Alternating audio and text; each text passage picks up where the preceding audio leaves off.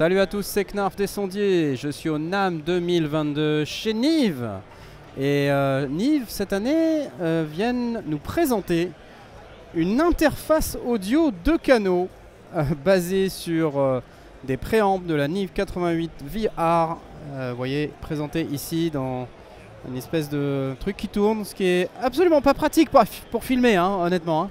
Mais voilà, c'est très drôle. Alors, c'est relativement simple hein, comme interface. C'est deux canaux avec entrée combo jack.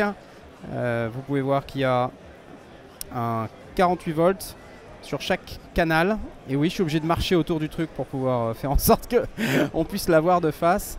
Vous avez un potard sur lequel vous pouvez voir quel type de niveau vous êtes en train d'entrer, donc mic, line ou DI. Et puis sur la droite, le monitor level, gros bouton rouge là, qui est cool. Vous pouvez également faire en sorte de monitorer en monitoring direct le mix ou la station de travail. Voilà, vous pouvez mettre le mix en mono si vous le souhaitez. Sortie casque disponible en face avant. Vous noterez cette finition un peu cuir. Je ne sais pas si on voit très bien là avec le logo Nive qui est gravé dedans. Il y en a une un peu plus loin là qu'on peut toucher, donc c'est assez cool. C'est du vrai cuir, hein, ça s'enfonce, le doigt s'enfonce dedans. Vous voyez qu'il y a également un insert disponible, deux canaux d'insert, un insert par canal, donc entrée-sortie à date et des sorties monitor. USB 3, donc là vous voyez que c'est un câble un peu spécifique, similaire à ce qu'on peut trouver sur les devices un peu Akai, là ils ont ce type de câble. Ils fournissent deux types de câbles, un USB 3 sur connecteur Legacy et un connecteur USB 3 et un connecteur USB-C. Donc si vous êtes intéressé par cette interface, sachez qu'elle vaut 1250 $. Voilà. Elle est disponible dès maintenant.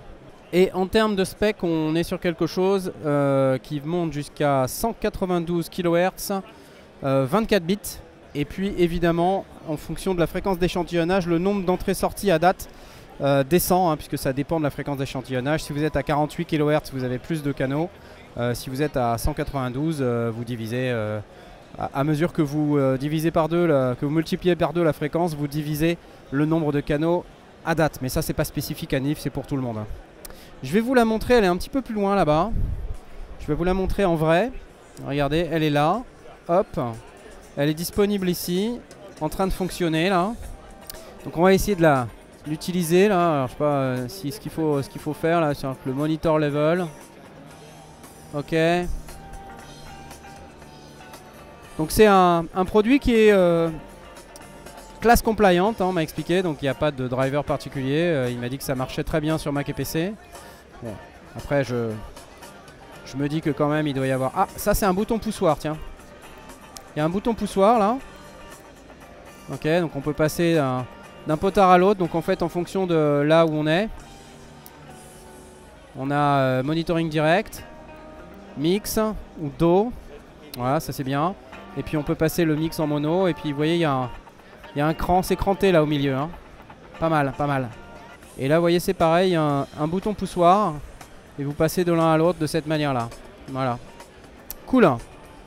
Regardez, oh, ça s'enfonce pas très bien quand même, hein. Mais c'est quand même une finition cuir qui est assez intéressante et très premium. Voilà, Nive 88M, 1250 $. Merci Nive et à bientôt pour le prochain NAMM. Mettez des likes et des commentaires. Bye bye.